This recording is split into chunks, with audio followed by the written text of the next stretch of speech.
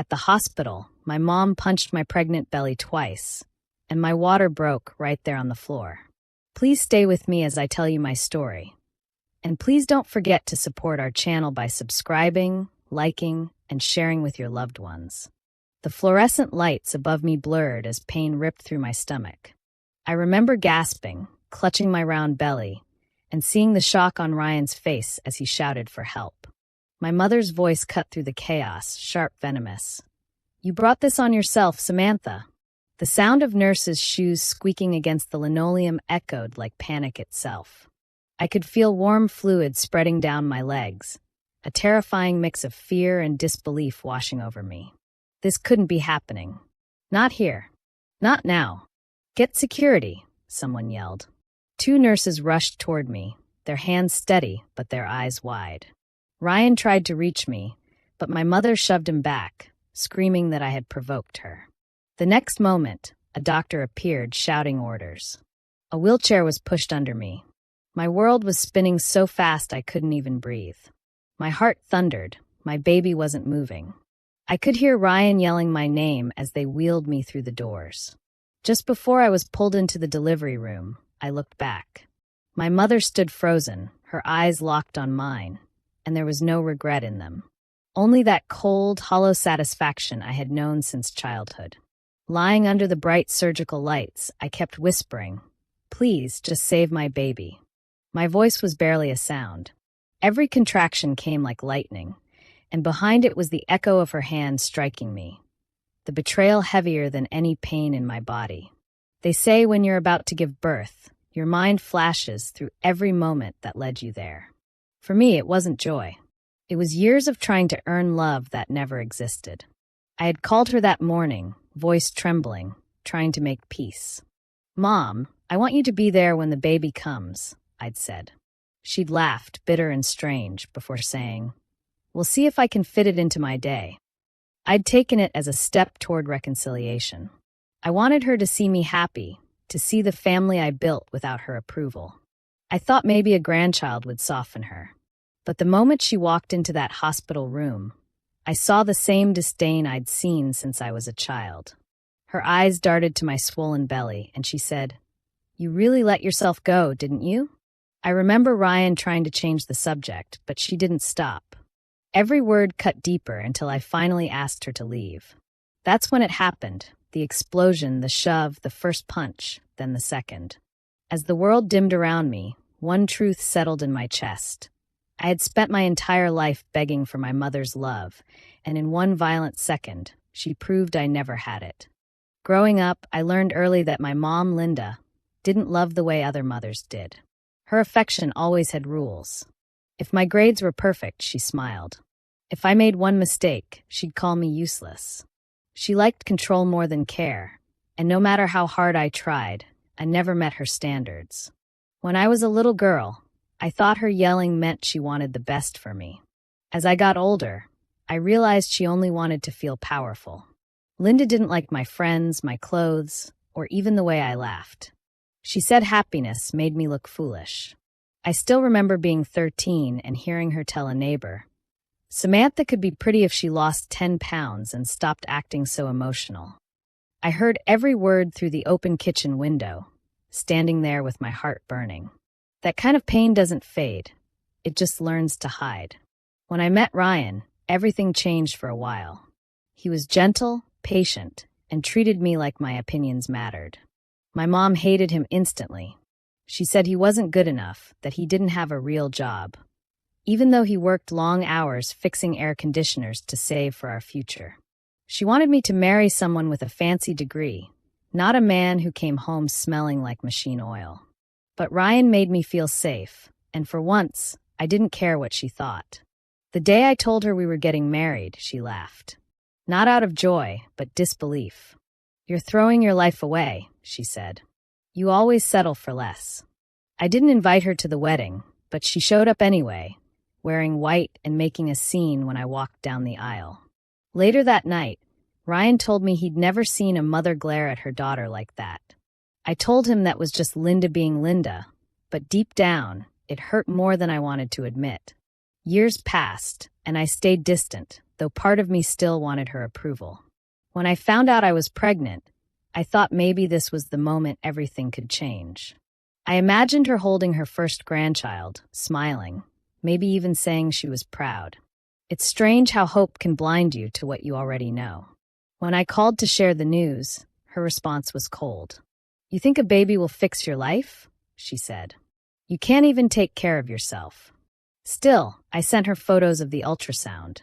She never replied, but she told my aunt that I looked bloated. Every small joy turned into another insult. Ryan saw how it affected me. He tried to get me to stop talking to her. "Sam, she's not going to change," he said one night. "You keep waiting for a version of her that doesn't exist."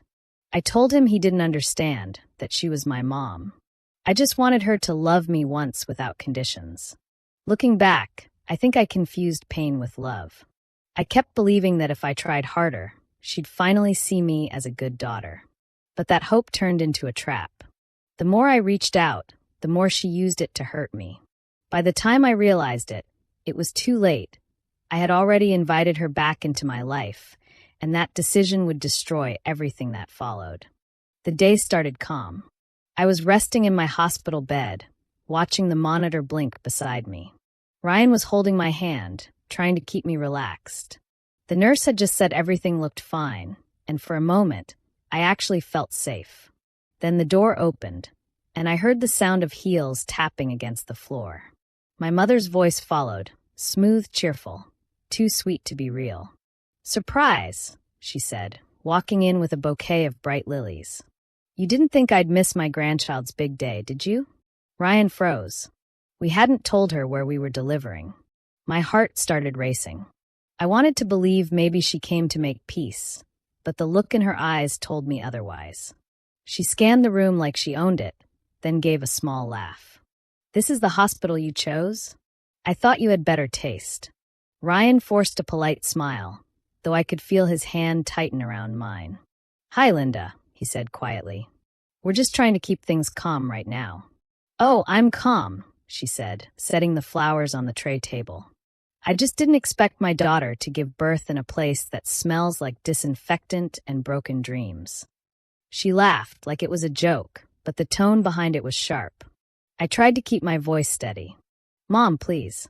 I don't want any stress today." She turned to me, eyes narrowing. "Stress? You've been a walking mess since you married that handyman. Look at you, Samantha. Puffy face, bad posture. You look miserable." The nurse standing near the doorway shifted awkwardly. Ryan spoke again, firmer this time. "That's enough. Maybe you should go, Linda." But Linda wasn't listening. She circled the bed, glancing at the monitor. "You always thought you were better than everyone," she said. "Now you're stuck in this little life, about to pop out a kid you can't afford. You stole my happiness, Samantha. You took everything from me." I didn't even understand what she meant. "Mom, please stop," I said softly. "You're scaring me." Her face twisted. "You always think you're the victim," she shouted. "You got pregnant before your sister. Do you even know how that made me look? You humiliated me." Ryan stepped forward. "That's enough. You need to leave right now." Linda glared at him. "Don't tell me what to do, boy." She turned back to me, and before I could react, her hand came across my face, hard, fast. I gasped, the sting shocking me more than the pain. Ryan rushed between us, but she shoved him aside like he was nothing. "You ungrateful brat," she yelled. "You ruined everything." Her fist came down again, hitting my stomach once, then again. I felt a burst of pressure deep inside, then a gush of warm fluid spilling down. My breath caught in my throat as pain tore through me. Ryan shouted for help, his voice breaking. The nurse ran for the emergency button. My body trembled. I could barely speak. I remember looking up and seeing my mother's face, calm, almost proud, before everything blurred. The last thing I heard was Ryan's voice echoing down the hallway, calling my name over and over as the doctors rushed in. Then the world turned white, and I felt everything slip away. The moment they pushed me through the double doors, everything became noise and lights. Nurses shouted instructions, machines beeped fast, and someone kept telling me to breathe. I couldn't feel my legs anymore. All I could feel was pressure and panic. My hands searched for Ryan, but he wasn't allowed past the doorway. I caught one last look at his face, pale, terrified, before the curtain closed between us. Voices surrounded me. "We need to move now. Her blood pressure's dropping. Get Theo ready." The doctor's face hovered above me, calm but serious. "Samantha, we're going to help you and your baby, but you need to stay with us, okay?" I tried to answer, but my throat was too dry to speak. Everything blurred. The ceiling lights moved past like stars. I remember the sharp smell of antiseptic, the cold air on my skin, and the soft hum of machines. Someone placed an oxygen mask over my face, and I felt tears rolling down my temples. I wasn't crying from pain. I was terrified of silence. I kept thinking, "Please cry, baby. Please make a sound." Time stopped meaning anything. There were hands, voices, a cut, pressure, and then nothing but a ringing in my ears. When I woke, it was dark outside the small hospital window. My body felt heavy, my mouth dry, my heart pounding. For a second, I didn't know where I was. Then I heard it, a small, weak cry, high and trembling. It was the most beautiful sound I'd ever heard. I turned my head and saw a nurse standing by an incubator. "She's early," the nurse said softly, "but she's strong." My whole chest broke open. I tried to lift my arms, but the 4 lines tugged at my skin. The nurse came closer and brushed my hair away from my forehead. "You did good, Mama. She's okay." Tears came fast.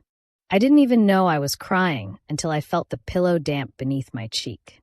The nurse asked if I wanted Ryan. I nodded, too weak to speak. When he came in, he looked exhausted, red eyes, shaky hands. He kissed my forehead and whispered, "She's perfect, Sam. She's really here." I saw the relief on his face, but there was something else too, something darker. "Where's my mom?" I asked, my voice barely a whisper. He hesitated, glancing toward the hallway before answering. "She's gone. Security called the police, but she ran before they got here." My stomach turned. "She left?" Ryan nodded. "They're going to find her. Don't worry about that now." But I could tell by the way he said it. He didn't believe they would. I stared at the ceiling, numb.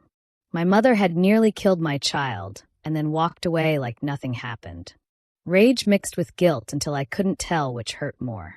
I wanted to scream, but no sound came out. Ryan sat beside me, holding my hand as we both listened to the baby's soft breathing. For the first time, I understood what real loss felt like. Not just the kind that takes people away, but the kind that changes something inside you forever. I turned my head toward the incubator, the tiny rise and fall of her chest. That small rhythm was the only proof that we survived. A few days after the surgery, when I could finally stand without shaking, a police officer came to my room to take my statement. I told him everything, how my mother came uninvited, how she hit me, how my water broke right after. He wrote it all down carefully, nodding, but there was a blank look in his eyes that made my stomach twist. When I finished, he closed his notebook and said, "We'll look into it." That was all. No comfort, no promise. Just procedure. 2 days later, Ryan told me they had already spoken to my mother. She denied everything. She told them I attacked her, that I had become hysterical, and hit her first. According to her, she only defended herself. My hand started to shake when I heard it. She had twisted everything, turning me into the villain. Soon after, I got a call from my aunt, who used to be on my side. Her voice was cold. "Your mom said you're having a hard time after the baby," she said. "Maybe you should focus on getting help instead of blaming her." I tried to explain, but she didn't want to listen. She kept repeating that family shouldn't fight over misunderstandings. Even my younger sister, Emily, stopped answering my messages. We used to be close, but now she wouldn't even pick up my calls. When I finally reached her, she said, "Mom's been crying nonstop. She said you pushed her first, Sam. You have to stop this before it ruins everything." Then she hung up. Every conversation felt like being hit all over again. People I'd trusted my whole life were choosing her side without asking for proof. I realized how easy it was for her to play the victim. She had spent years practicing it. When Detective Morris visited again, I hoped for good news. Instead, he sighed and said, "Without witnesses or video, it's one person's word against another. We'll keep it open, but I can't promise an arrest." His tone was calm but distant, like he'd said the same words 1,000 times. I nodded even though my throat hurt from holding back tears. Ryan tried to be strong, but I could see how much it was wearing him down. He barely slept. He stayed up most nights, sitting beside the baby's crib, just watching her breathe. Every time a car passed outside, he looked toward the window, expecting my mother to show up again. I wanted to tell him it would be okay, but I didn't believe it myself. One night, while feeding the baby, I caught my reflection in the dark window. Pale skin, tired eyes, a face I barely recognized. I thought about all the things people said, that I was dramatic, emotional, unstable. I started wondering if they were right. Maybe I did sound crazy. Maybe I shouldn't have let her into the hospital. But then I'd look at my daughter, so small and fragile, and remember the truth, the pain, the fear, the look on my mother's face when she hit me. That wasn't imagination. That was real. Ryan took my hand that night and said quietly, "We'll prove it, Sam." Somehow. I nodded, but deep inside, I felt completely alone. It was strange how people could turn their backs so quickly, how lies could spread faster than truth. My mother had taken more than my peace. She'd stolen my voice, and for the first time, I didn't know how to get it back. It had been a few weeks since I came home from the hospital. The house was quiet most days except for the soft sounds of the baby. Ryan had gone back to work, and I spent my time caring for our daughter, trying to keep my mind from replaying that day. The police still hadn't found my mother, and the case felt like it had stopped moving. I told myself to focus on the baby, but the silence always found me. One afternoon, while sorting through a pile of things from the hospital, I found an old bag that didn't belong to me. It was a plain tan purse sitting at the bottom of a box of baby blankets. I almost threw it away, thinking it was part of a gift bag, but when I opened it, I recognized the smell of my mother's perfume. It was faint but sharp, the same one she had worn since I was a kid. Inside, there were a few tissues, a tube of lipstick, and a folded piece of paper. It was yellowed around the edges, creased like it had been opened many times. I hesitated before unfolding it, afraid of what I might see. Across the top, in her handwriting, were the words "For David." My heart sank. That was my father's name. He had died when I was 16. I sat down on the couch, the letter shaking in my hands. The note wasn't long, but every line cut deep. She wrote about how I had ruined everything, how my father used to love her before I came along. She said my baby was another mistake, and that Samantha only knows how to destroy happiness. It didn't read like a goodbye or a confession. It read like hate. Years of bitterness poured out in ink. She even mentioned that she wished I could feel what it's like to lose something you love. By the time I finished reading, my hands were trembling so badly that the paper nearly slipped from my fingers. I felt cold all over. That letter explained more than anything else ever could. It wasn't a sudden burst of anger that day in the hospital. It was something she had carried for years. When Ryan came home, I showed him the letter. He read it slowly, his jaw tightening with every word. "This is proof," he said firmly. "She meant to hurt you, Sam. This wasn't an accident." I could see the mix of anger and relief in his face. For the first time, we had something real, something that showed what she had done wasn't just a misunderstanding. He called Detective Morris the next morning and told him about the letter. The detective came over to collect it, wearing the same tired expression he always had. But this time, there was a spark of interest. He said it could help reopen the case and show motive. I didn't say much while he was there. I just watched him seal the letter in a plastic bag, feeling a strange mix of pain and peace.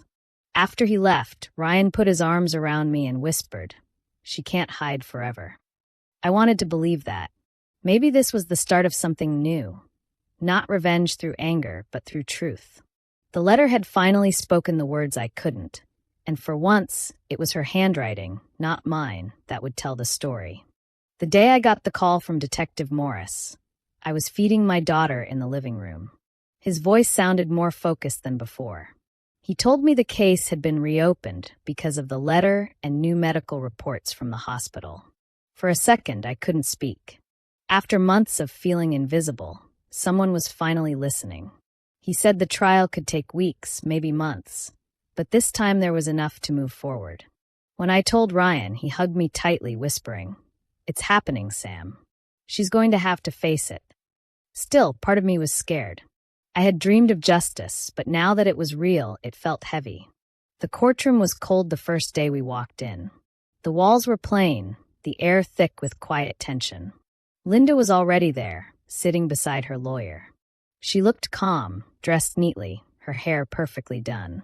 When she saw me, she gave a small, polite smile, as if we were strangers meeting at a store. I felt my chest tighten, but I didn't look away. Detective Morris sat behind the prosecution table, his files neatly stacked.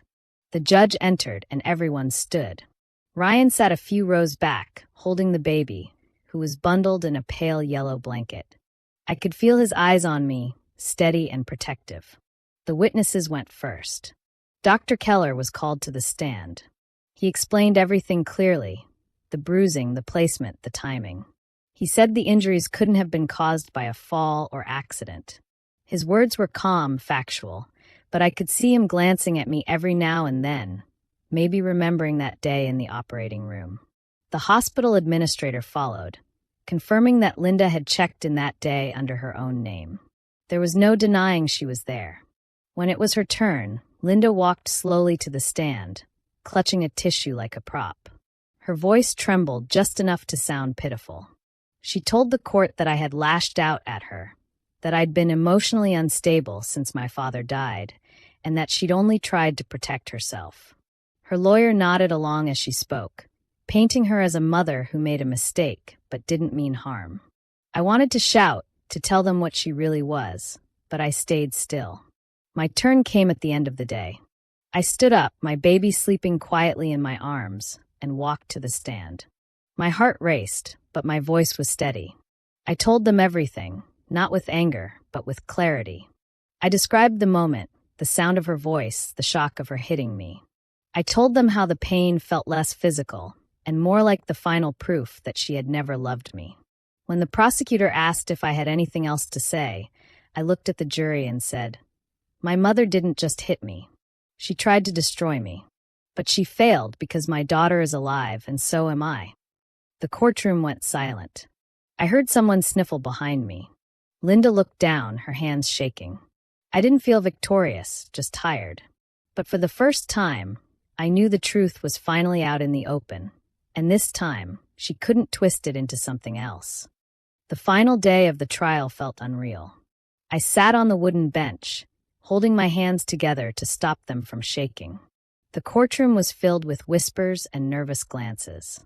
Ryan sat close to me, our baby asleep in his arms. I could hear her soft breathing, and it reminded me why I was there, to protect her, even if it meant facing my own mother one last time.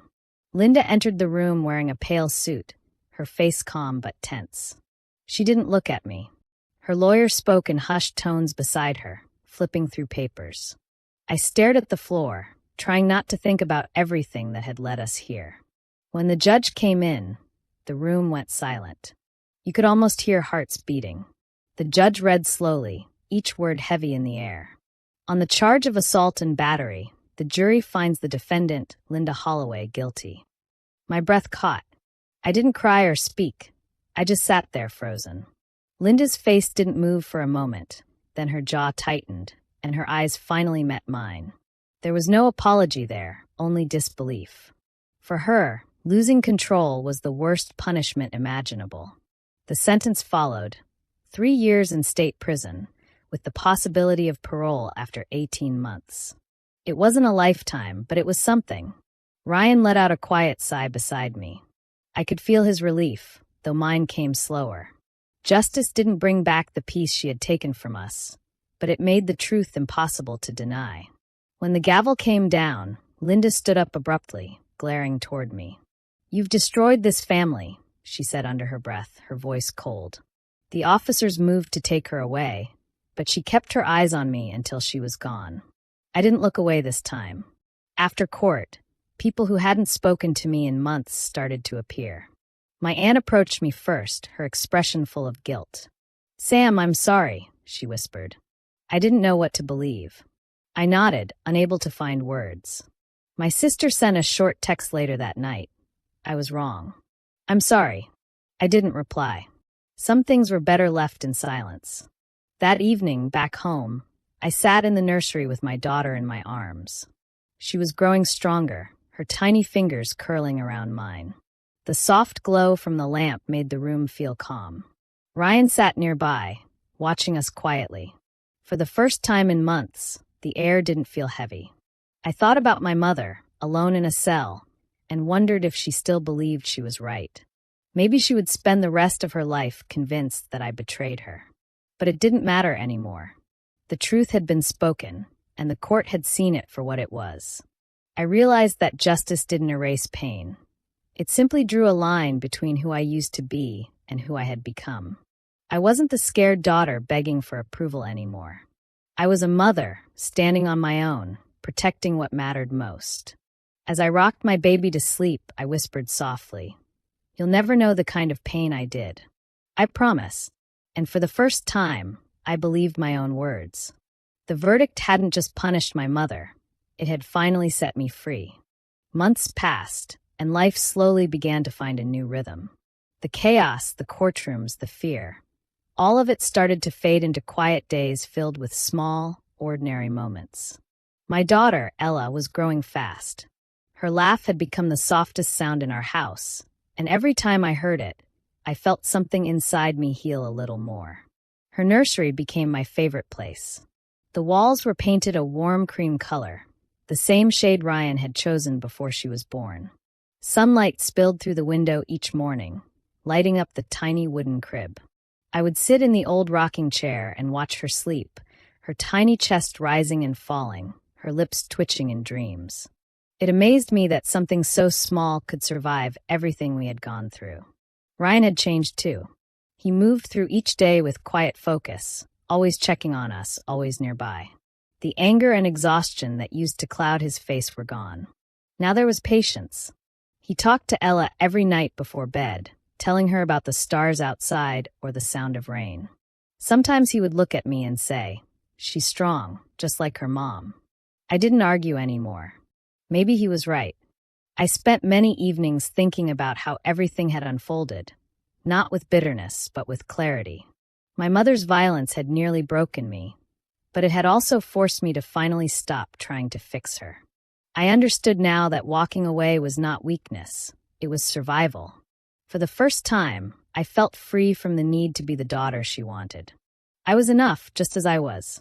One quiet night, as I was rocking Ella to sleep, I thought about my aunt, the only one who had stood by me when everyone else stayed silent. She had come to visit often, bringing small things for the baby and gentle words when I felt lost. I realized then why her kindness mattered so much. She didn't try to fix anything, she just stayed.